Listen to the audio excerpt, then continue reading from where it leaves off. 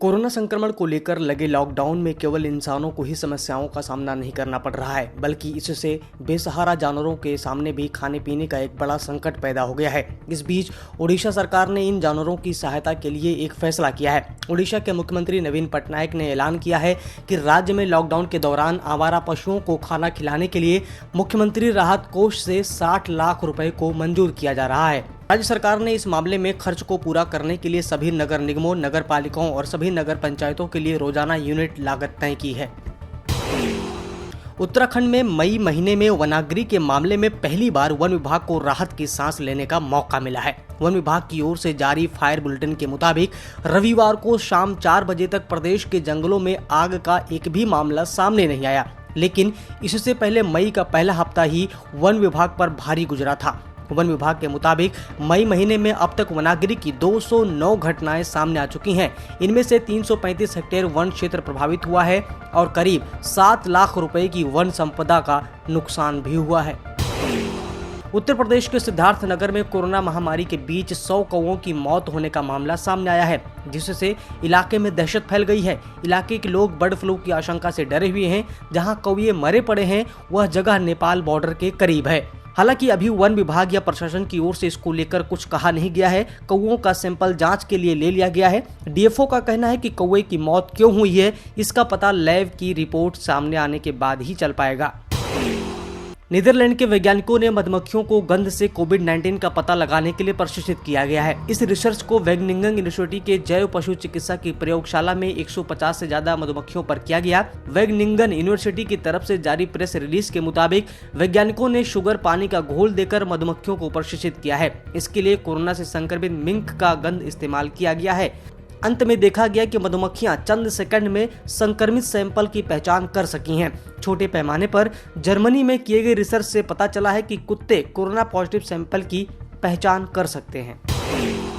बेंगलुरु के मैसूरू चिड़ियाघर अथॉरिटी ने पशुओं की आहार संबंधित आवश्यकताओं को पूरा करने के लिए राज्य सरकार से संपर्क किया है और वित्तीय सहायता की गुहार लगाई है। जू अथॉरिटी के अध्यक्ष महादेव स्वामी ने कहा है कि अब पशुओं की आहार संबंधित आवश्यकताएं पूरा करना मुश्किल हो रहा है। प्रबंधन पहली लहर के दौरान हुए वित्तीय नुकसान से अभी तक उबर नहीं पाया है। अब फिर से चिड़ियाघर बंद हो गया है और कोरोना की दूसरी लहर का व्यापक असर दिखाई दे रहा है। इस संबंध में सरकार पशु प्रेमियों, संगठनों, व्यापारियों और जनता से भी वित्तीय सहायता की अपील की है।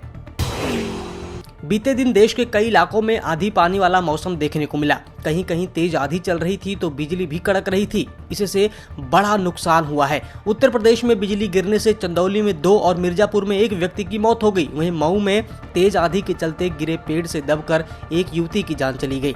हिमाचल प्रदेश में भी आकाशीय बिजली गिरने से नेपाली युवक की मौके पर ही मौत हो गई।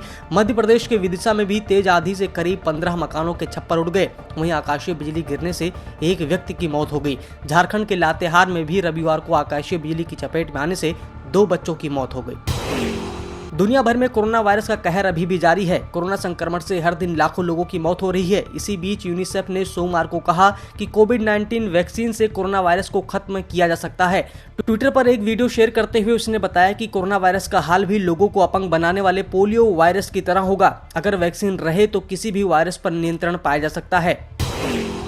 केंद्रीय स्वास्थ्य मंत्रालय के अनुसार पिछले 24 घंटे में भारत में 3,66,161 नए मामले सामने आए, जबकि इस दौरान 3,754 कोरोना संक्रमितों की मौत हो गई। वहीं पिछले 24 घंटे में 3,62,575 लोग ठीक हो गए।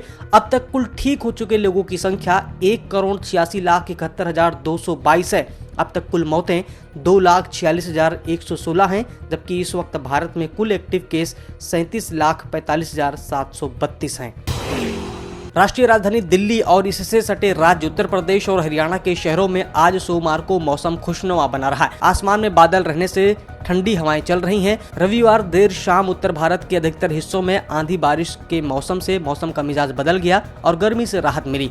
मौसम विभाग ने अगले 24 घंटे के दौरान उत्तर प्रदेश, हरियाणा समेत देश के कई राज्यों में हल्की से मध्यम बारिश होने की संभावना जताई है। कई जिलों में ओले गिरने की भी आशंका जताई गई है। दिल्ली में भी बादलों की आवाजाही के बीच हल्की बूंदाबांदी हो सकती है।